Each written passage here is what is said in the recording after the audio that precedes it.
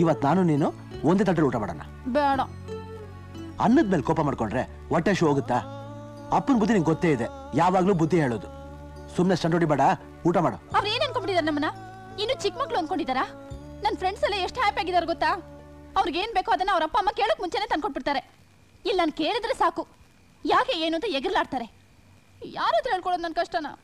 Okay okay, take it easy. ನೀನೇನೋ ಗಂಡ್ಸು, ಹೇಗ್ ಬೇಕಾದ್ರೂ ಇರ್ತೀಯ. ಹಾ, ಯೋಗಿ ಪಡೆದಿದ್ದು ಯೋಗಿಗೆ, ಜೋಗಿ ಪಡೆದಿದ್ದು ಜೋಗಿಗೆ. ನನ್ನ ಕಷ್ಟನ ಯಾರ ಹತ್ರ ಹೇಳ್ಕೊಳ್ಳಿ? ಅಪ್ಪನಿಗೆ ನನಗೊಂದು ಬೈಕ್ ಕೊಡ್ಸಪ್ಪ ಅಂತ ಕೇಳಿದ್ರೆ, ನಮ್ಮ ತಾತ ತಹಸೀಲ್ದಾರು, ಅವ್ರು ಸೈಕಲ್ ಹೊಡಿತಾ ಇದ್ರು. ನಮ್ಮಪ್ಪ ಸ್ಕೂಲ್ ಮಾಸ್ಟ್ರು, ಅವರು ಸೈಕಲ್ ಹೊಡಿತಾ ಇದ್ರು.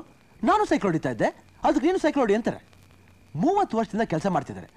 ಬೆಂಗಳೂರಲ್ಲಿ ಸ್ವಂತ ಮನೆ ಅಂತ ಏನಾದರೂ ಮಾಡಿದಾರ?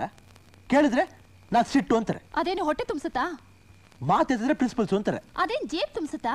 ಅಲ್ಲಣ್ಣ, ನಮ್ಮ ಕೈಲೇ ತಡ್ಕೊಳಕ್ ಆಗ್ತಿಲ್ವಲ್ಲ. ಈ ನಮ್ಮ ಇಷ್ಟು ವರ್ಷದಿಂದ ಅದು ಹೇಗೆ ಸಂಸಾರ ಮಾಡ್ಕೊಂಡಿದ್ದಾರೋ ಏನೋ.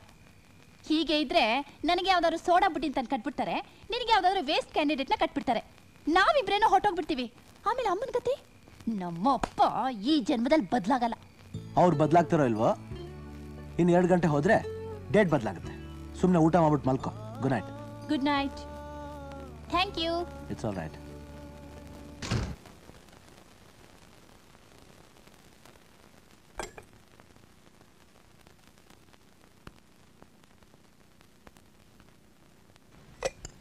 ರಾಜೇಶ್ವರಿ, ಪೂಜೆ ಆಯ್ತಾ?